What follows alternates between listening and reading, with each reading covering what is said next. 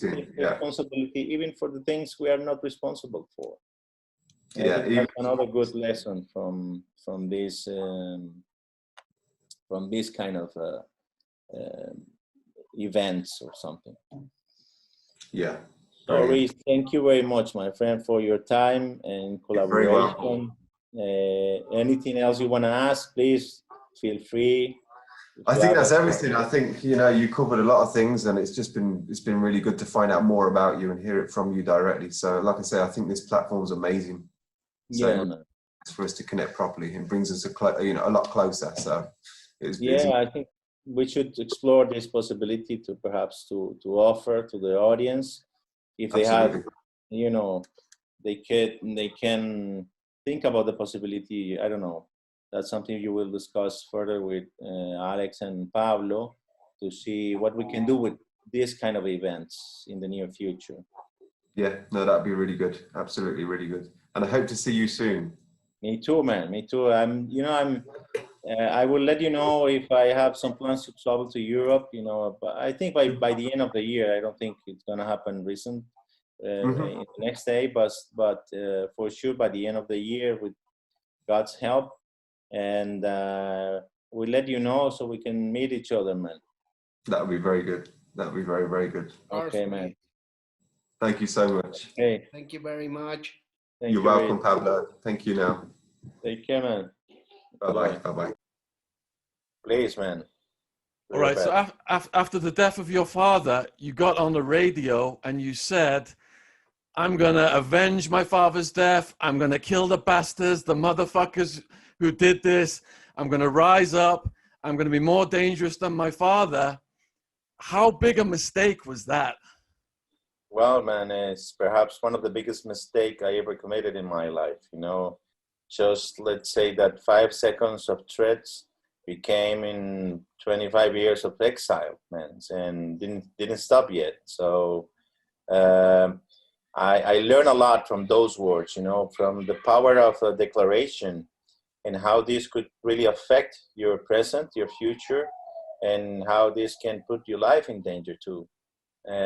Perhaps I wasn't realizing that I was, you know, the son of Pablo Escobar. Perhaps if, you know, a teenager received the same bad news that his father passed away, perhaps he could react the same as I did. But not being the son of Pablo Escobar, people won't take that seriously. But, you know, I didn't realize that what I was doing, what I was saying, what I was thinking were going to affect so much my own destiny. And I could tell you that those words for sure affected my destiny in many ways, but also gave me the opportunity to make the call again and to realize that that wasn't the path for me and that wasn't the future that I wanted to build. So I call again to the media and I said, I apologize for what I've just said. And I want to, you know, I want to make peace and I want to be committed with peace. And that's what I've been doing for the past 26 years of my life. But of course, people remembers me for just, you know, for those threats, for sure. So the Cali Cartel, they had a death sentence on you after that. And they were allied with the Castaño brothers, with Don Berna.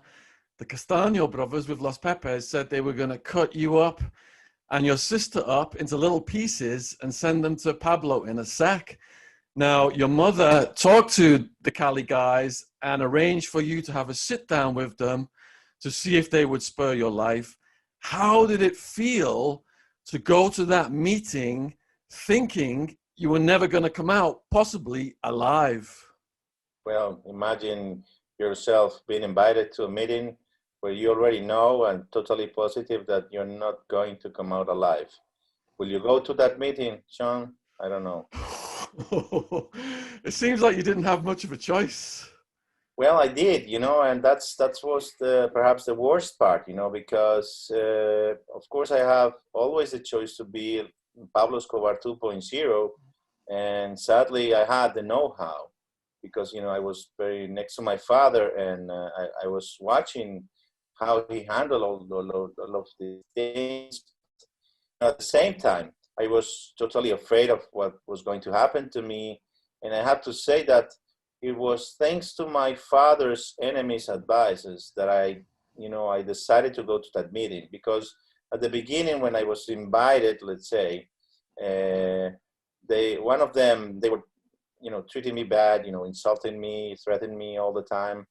But suddenly, everybody calmed down and get outside of the prison that I was visiting when I received the message. And one of the guys approached to me and they said, "Hey, look, man, you don't realize that you are already dead, and that the only chance to get out alive is to be sharp on that meeting.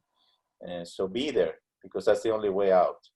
And it makes a lot of sense to me, so I wrote my own will when I was 16, and I decided to go to face death, because I was also tired of running away from the sins that I wasn't responsible of. So for me, it was also what an adventure, what a challenge that I had to face in front of me. But thanks to that meeting, I realized that I could have a second chance, the right to own and to develop the second chance of being another human being, a different one, and to start over. So I took that opportunity, and I thank my father's enemies for allowing me to stay alive, and I honor that opportunity. I became an architect, an industrial designer, a writer, and I'm just trying to use my father's story in the most responsible way so we could, move forward and learn from it. So you tried to get out of the country multiple times. And Yeah. there was one time where you were at the airport and you guys were queuing up to get on the airplane, and then you got searched and they made you miss the airplane. And then the Los Pepes guys showed up. How did you manage to save your family in that situation? Well, man, I felt, I remember that when I had the opportunity to escape from that situation, imagine an international airport that was in control of terrorists. And the authorities, even instead of stopping them, were helping them. It's a very awkward situation. And you are just a single family, and I was 16, and my little sister, she has like 10, 11 years, something like that. And I was surrounded by women of my family members. I don't know how it came up to my mind that the only way out was to rent an helicopter, So I found somebody who offered me help in front of a lot of policemen who wanted me dead, of course. And he said that he could get me an office and a telephone. So I don't know, just in a minute, I realized that the only way out was just to rent a helicopter and escape from all of them. Because, we had no bodyguards at that time. Nobody could give us any protection. My father was losing the control of the country. He wasn't the powerful man that everyone knew and expected to be in that time. So we were truly surrounded, and I don't know, it's a miracle that I can speak with you today, man, because I should have died that day exactly, as many other opportunities happened to me too. But I remember that when I managed to escape, the same day I was with my father, and he congratulated me just because, how I handled the situation. He couldn't, even believe it. How could I? But I said to him, I learned from you, you're a good man in terms of how to escape from danger and authorities. And I just did the same, but we were totally surrounded, more than 100 policemen and more than 50 people with guns and with, their face cover. You couldn't not see and realize if they were bandits or, or agents. You couldn't figure it out who they were, but for sure they had no good intentions of being there. And it didn't happen in the middle of the night, man. It was just like during the morning, in front of thousands of people and airline employees, many people there who saw and witnessed all of this. And it was, the terror was taking control of the country. and there was two sides of terror, my father's sides and the other sides, you know, and it was a very awkward situation, but finally God helped us and we could manage to escape from there, but it was quite a challenge for sure. Going back to an earlier year then, a pivotal moment in Pablo's career was the assassination of Lara Bonilla. Things really changed after that. So you guys had to leave the country in a hurry. Your mother was pregnant. How did it feel to be on that journey to Panama? Well, man, I remember that we were forced to take a helicopter that from my father, and it's like suddenly all your life as you know it changed without notice, and you know, I was going to school every single day, having my family, my home as I knew it since I was very young. So suddenly I was forced to change our home, and we went to a farm where we took the helicopter and we went to Panama. And we have to dress like if we were tourists, you know, next to some near beach, it was there. So when the police stopped us, they thought that we were just, you know, diving and doing something like that. But it was thanks to the General Noriega, who was helping my father and allowing him and his organization to stay there. But he was working also like a double agent, because at the same time he was a CIA agent. So it was a very awkward and difficult moment. And that's exactly the point in my life where I realized who my father was, you know, because in the meantime, I was just joining my father for his political campaigns, and everybody was saying, Pablo, thank you very much. You're helping a lot of people. So I was just hearing a lot of good things about my father, but this was the start. This was the beginning when I realized to know my father even better. And he approached me and he said, look, son, I want you to know what I do, and I am a bandit, and this is what I do for a living. So since that moment, he started sharing with me the news, and we saw the TV news, we read the newspaper together, and he didn't have any problem to recognize his responsibility for most of the news that we were reading. So it was a moment that allowed me also to know better who my father was. And I know that some people, they say that I don't know anything about my father, but they don't know my relationship with him and how direct and honest and he was with me, you know, because I don't know many fathers who could approach to their own sons and say, hey, I killed this guy and I am responsible for this cocaine or not. You know, I don't know many guys who could do that. Now that I am a father, I think, how should I tell my son if I commit a crime? You know, will I talk to him in the same way that my father did it? I don't know, man. I think it's very, very hard. But I believe that also my father was just trying to be my father, and being honest with me was a way of showing me respect, I believe. Who do you believe trafficked the most drugs in the 1980s? Your father or George H.W. Bush and the CIA? You did your homework, man.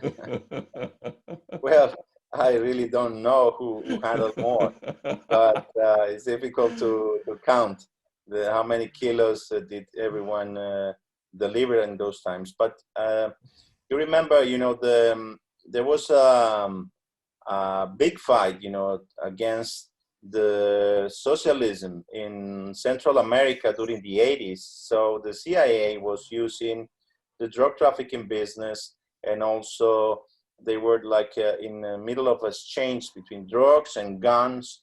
So they will support the right-wing groups so they could kill all the lefties. So that's, let's say, the excuse to be part of the drug trafficking business, to finance all these wars against the lefties in Central America in those times. And of course, my father was part of it. And as I published in my second book, that is not being translated in English yet, I can imagine why. The thing is that we should take this in a relaxed way, but it's a hard story to tell.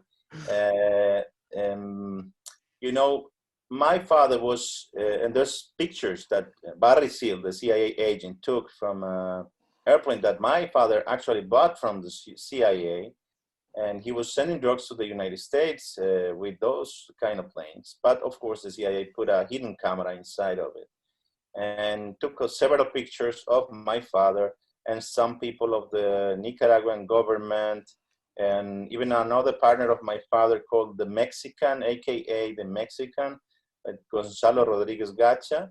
And what it's interesting for me about those pictures is that you can see the right wing, the left wing, the drug dealers, the army, the government, everybody together, you know, just after the money. It's like doesn't matter who believes in the right wing's ideas or the left wing, whatever. It's just only one things that bring everybody together, and it's money, you know. And that's, you know, I feel a little bit disappointed because I thought that, you know, their ideas were stronger than that. But, you know, at the end, money is like whatever is the only thing that matters, sadly. Your father said that those photos were fake because he's never carries the drugs himself. Are you saying that the photos were real? Well, the photos are real, and he said that he never carried the drugs into the plane, but because the soldiers were doing that part of the job, you know. Okay. So he wasn't lying. It was the soldiers who were helping him. So you've met a lot of the victims of people who were assassinated. I've written a book about Barry Seal. Did you meet Barry Seal's son? Yes, actually, we are very close friends, and I'm happy to say that, man. And I should say that Aaron Seal, his son, he teach me perhaps one of the most important lessons for me in terms of reconciliation and forgiveness. And I thought that I knew something about asking forgiveness and reconcile with people, but you know, this guy is truly amazing, because the first message that I received from him was he was asking me to forgive his own father just because he was willing to talk about my own father against him in a U.S. court. So he asked me to forgive his own father, even when my father was the one who killed his own guys, you know, his own father. So for me, it was like very hard to receive and to process that message, because I wasn't expecting so much kindness, and you know, I don't know even how to describe this, his heart, man, because and also his mother, actually they both contact the guys who pulled the trigger and killed his dad and husband in that time, and they got in contact in those times, and they said, we forgive you, we have nothing against you, it's God's will. And we know, that's their words, and they said, we know that our father took decisions in life that, you know, bring him a lot of problems, and it was thanks to his own decisions that this had this unhappy ending, for sure. So that really inspired me, you know, to continue working with my father's victims, and so far, and thank God, that today I have met like 150 families. All of them suffer, you know, kidnaps and murder, many crimes committed against them. And thank God the success rate of those conversations at 100%. So that keep me going in that path of forgiveness and peace, man. That's really powerful. What motivated you to meet the victims' family members in the first place? Well, man, it's like I felt like silence will kill me. You know, if I stay in total silence for life, that will kill me in a way, and I couldn't stand that, man. So I took the decision. I told this to my mother, and I said to her, look, I don't know what I'm going to do. I don't know how I'm going to do it, but I feel the need to ask for forgiveness, even if I didn't commit any crime against them. But I believe that somebody has to take responsibility for this, and nobody's doing it, and who else is going to do it, you know? And I got her support and my sisters too. And after that, you know, I start realizing that perhaps the best way to approach to them was telling my own story through a documentary that was called Sins of My Father. And suddenly, during the year 2009, we finally published the documentary. So that gave us the perfect opportunity and excuse to approach to those families. And that encouraged me also to write a letter to them. And after that, you know, I could have a meeting in Colombia after 14 years of not being able to come back to my own country. And when I took the decision to come back, you know, I was feeling a lot of fear, because when I left my country, they said to me, if you ever come back, we will kill you. That's it. And so I promised not to come back again, ever. So I was not keeping that promise, and I was facing a lot of danger. But for me, I thought, and I was totally sure that it was more important to face that danger. But because I was seeking forgiveness and reconciliation with my father's victims, so there was nothing else more important than that. Well, fantastic work that you're doing there. Another life and death situation was when the Cali Cartel bombed a house. Your dad had left in the morning and the roof was off. You guys were looking at the sky. And the way your mother described it, that you basically a Botero statue had saved your life because you were pinned down by a slab. Mm-hmm. What happened next? Well, man, you know, nobody ever in that time in Colombia have heard, you know, a car bomb explosion. Nobody.